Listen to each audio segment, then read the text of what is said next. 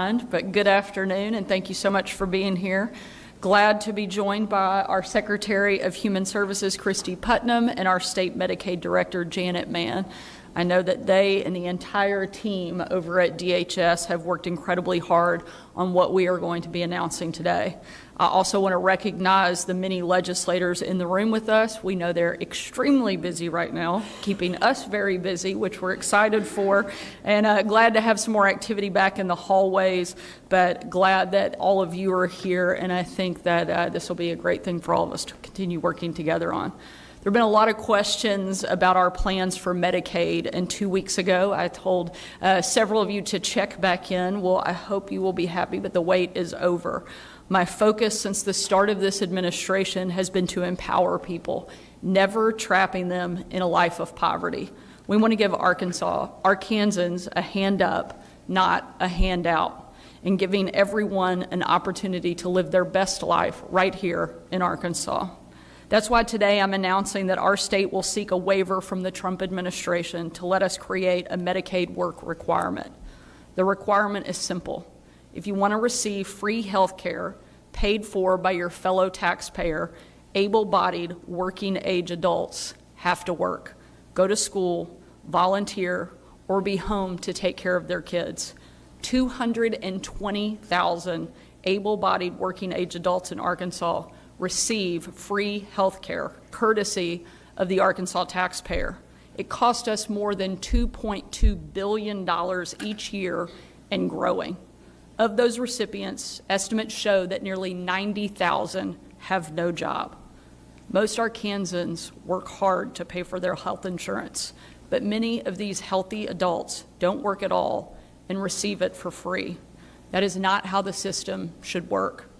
I go into factories and small businesses all over the state, and the number one complaint that we hear is that we can't find people fast enough.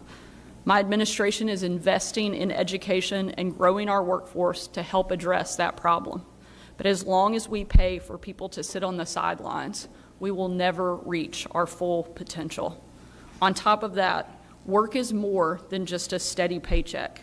It builds responsibility and grows skills. It can be an escape from crime, fatherlessness, and hunger.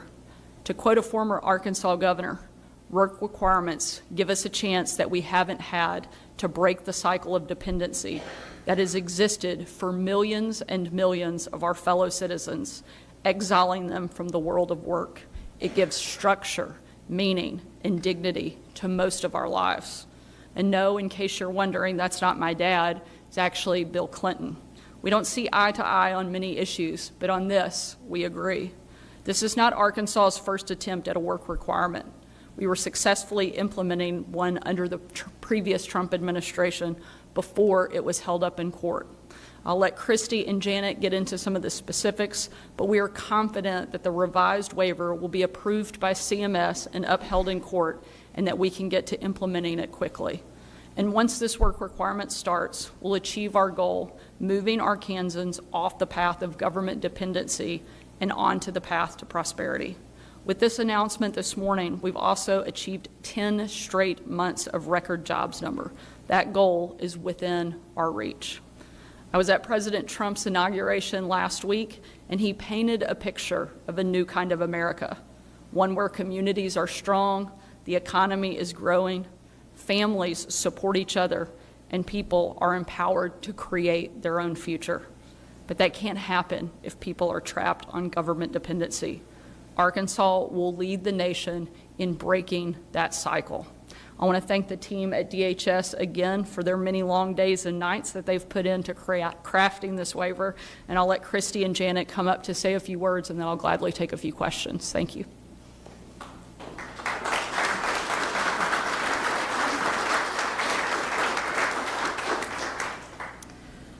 Thank you, Governor Sanders, for your bold leadership on this important initiative.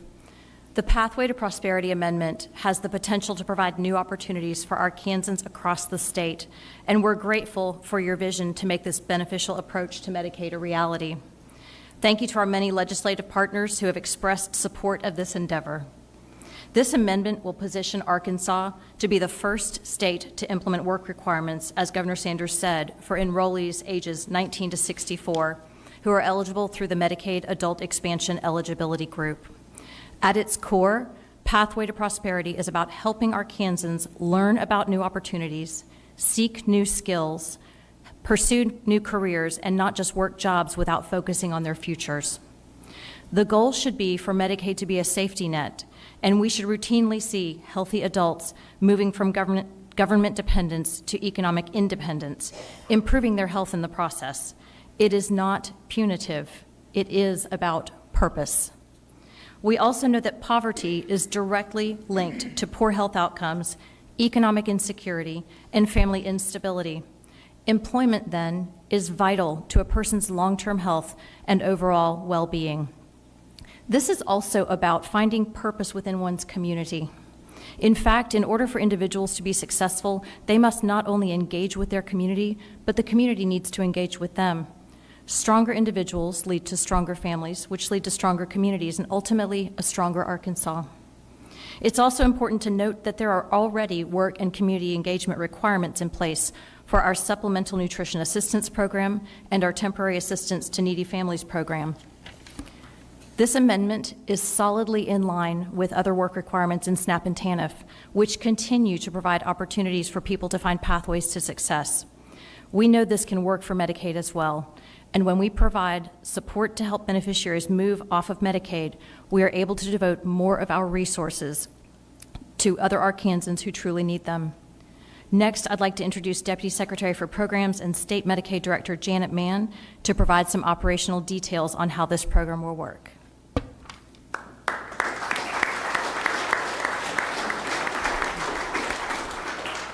Good afternoon. Thank you, Secretary Putnam, and thank you, Governor, for hosting us this afternoon. We have worked to design this amendment taking into account lessons learned from previous work requirements. We have developed a truly innovative approach that positions us to transform the lives of many Arkansans. Pathway to Prosperity will use data matching to identify individuals who could benefit from extra support to reach health and economic goals.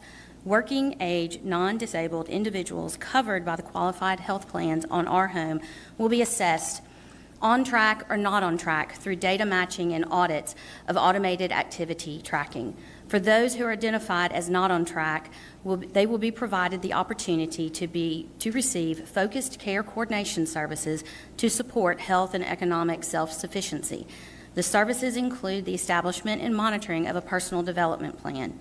Success coaching will be provided through the existing resources to offer focused care coordination services and connection to community resources to eligible individuals, including the establishment of the personal development plan. We will leverage the resources available through the health plans, state agencies such as the Arkansas Division of Workforce Services and Arkansas Career and Technical Education, and local community partners. Active participation in health and workforce development will become part of the expectation of receiving health care through an Our Home Health Plan. Individuals who refuse to cooperate with DHS and decline to use the services and the incentives covered from their qualified health plan will have their Our Home coverage suspended. They will not be disenrolled from the Medicaid program. Benefits can be rapidly restored if the individual chooses to get on track with their personal development plan. In developing this amendment, we focused on the importance of providing clear communications through multiple means, simplicity in design, and the need for personal interaction rather than over-reliance on technology. One of the main priorities for Medicaid is sustainability and the continuance to be the safety net, and this amendment is another step in that direction for the pathway to prosperity, healthy adults moving from government dependence to economic independence and improving their health in the process. We are excited with the amendment we have developed, and we look forward to the 30-day public comment period that will occur before we submit to CMS. Thank you.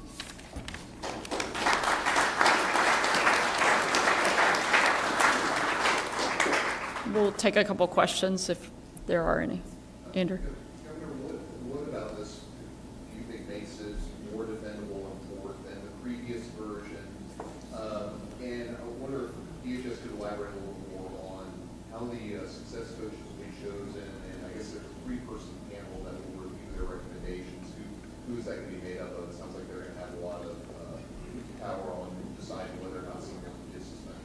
Sure, I'll answer the first part and then let Janet and Christy take the second piece. I think there are a couple things that are at play that we feel confident will allow this to be upheld in court. Number one, it's a new administration, one that we have a lot more confidence will work closely with us.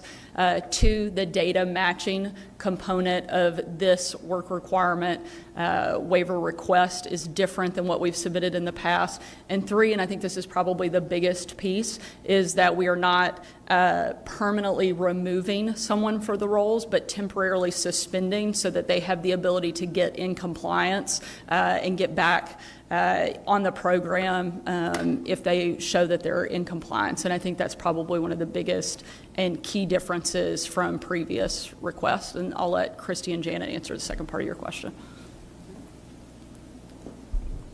So as far as the success coaching, it's actually success coaching, and we intend to leverage existing resources, as Deputy Secretary Mann referenced. We have great partners in other agencies, but we have a great deal of resources developed to be able to support success coaching through our programs. On the other pieces, as far as the reviews and the audits, that will all be negotiated during our discussions with CMS, and so those are some of the operational details that will be worked out during the negotiation process. Sure. Here's my question will be for DHS. How long have you been collecting this data where you kind of came to the assumption of 220,000 people or able bodies that can work? Yeah, thank you for the question. So we monitor our eligibility every month, and so the 220,000 eligible individuals are currently in the Our Home program. All of them will be evaluated to see if they will qualify to be on track or not on track through the amendment waiver.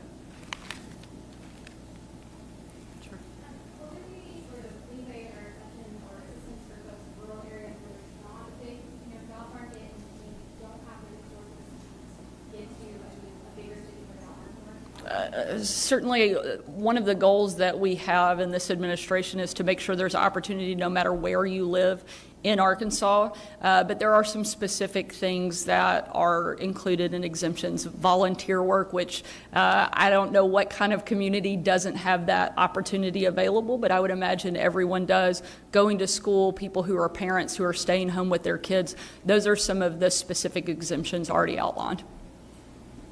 Great. Thank you all so much. Appreciate it. Oh, sure. Go ahead. Have you been following Senate Bill 3 as the one that prohibits the preferential treatment?